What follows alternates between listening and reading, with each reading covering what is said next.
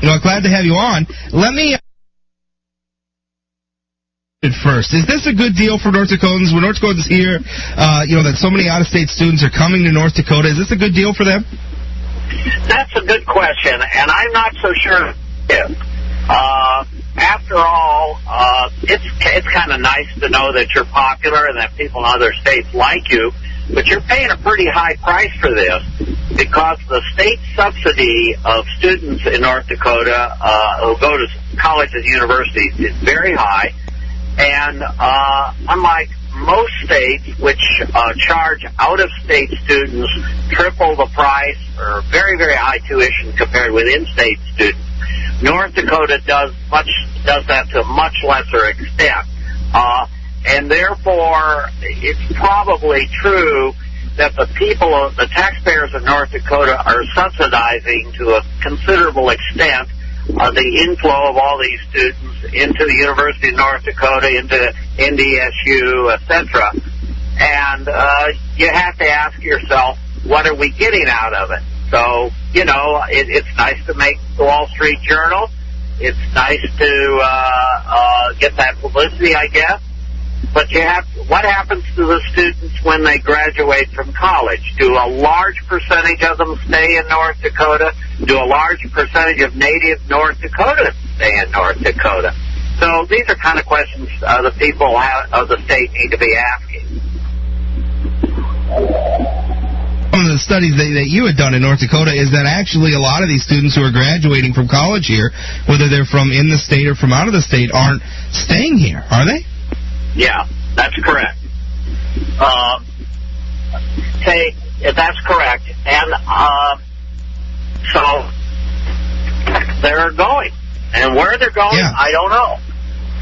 And but they're not staying here, and that would seem to be the premise behind subsidizing these higher education students, these college students from out of state, is the idea that we bring them here and they're going to stay in our communities, and that's something, of course, we in North Dakota want. We want well-educated, hard-working people to come and move into our communities and make our state better and more prosperous and more affluent.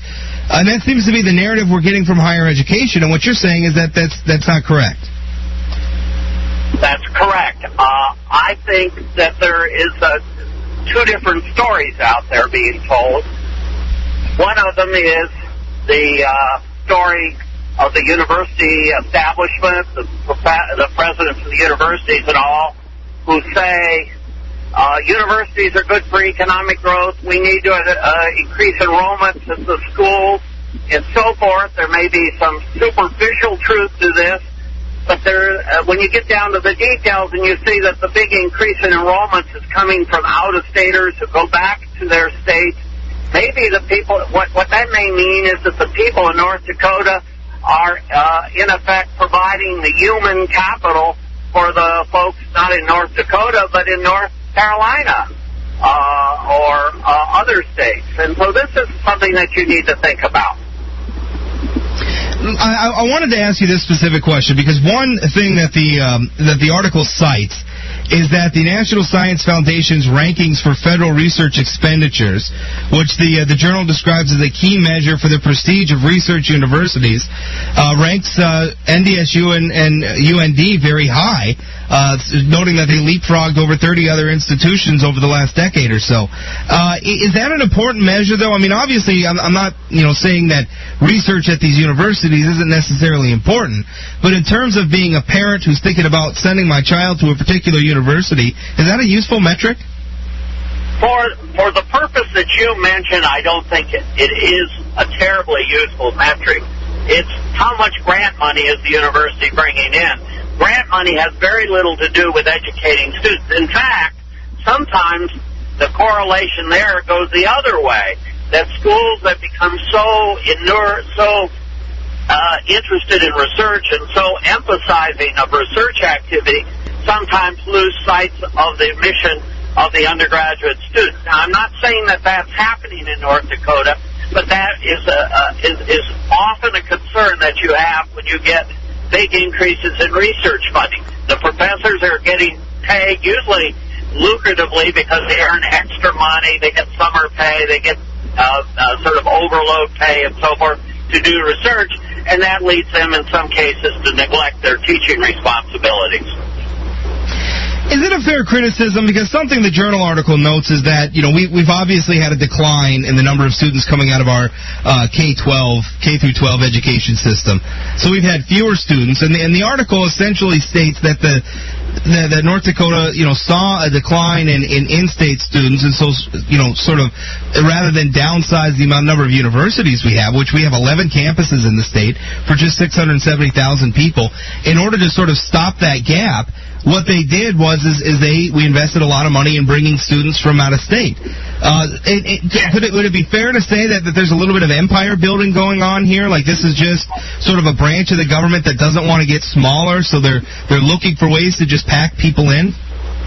Is the Ayatollah Muslim, is the Dalai Lama Buddhist. Of course there's empire building going on. It's obvious there's empire building going on, and it seems to me that may not be in the best interest of North Dakota. Listen, as an outsider, here's the way I read the situation. North Dakota's economy has been relatively robust, relatively booming, low unemployment, high growth, not facing the same problems other states are facing. So rather than do such things as reduce taxes or keep the budget down, the governors of the state in the last several years have said, let us expand higher ed. It's the path of salvation and so forth, and we cannot have our universities decline. North Dakota has more colleges per person, per capita, more state colleges per capita than any other state in the union. It has one for every 60,000 people, roughly, doing the math from the statistic you gave. That is over-colleged, too many schools.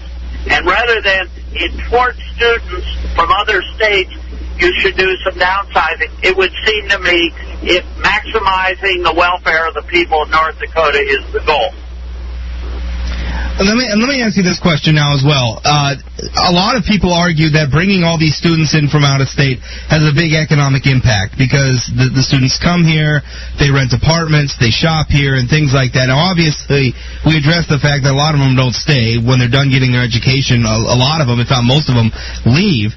My question for you is, does that make sense that bringing all these students in is having an economic impact that is beneficial once you subtract the impact of all the taxes we're paying to bring them here in the first place? Well, you're bringing up the important other aspect. It costs money to bring these kids in.